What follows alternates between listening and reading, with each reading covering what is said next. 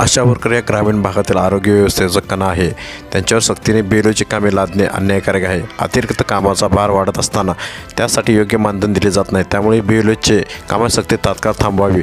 Ayushman card Bharat तयार करण्याचे काम मानधन तातडीने अदा करावे आणि आशा व गटप्रतिनिधी सर्व प्रलंबित मागण्याचे शासनाने त्वरित मान्य करावेत, अन्यथा संघटना अधिक तीव्र आंदोलन करेल, असे सुरेखा जाधव असे म्हणाल्या. तो विषय बाजूलाच राहतोय. सरकार नवीन योजना आणते ना आमच्यावर लादतंय. आम्ही काम करायला नाही म्हणत नाही. आम्हाला मोबदला द्या. त्या पद्धतीचं जसं काम करून घेतलं तसं मोबदला द्या. जसं आम्ही तळागाळात काम करतो, गरीब जनतेपासून पोहोचतोय आम्ही. तुम्ही आम्हाला काय म्हणताय? हे काम करा, ते काम करा, ते काम करा. जे आमचं मूळ काम आहे ते बाजूलाच राहिलं.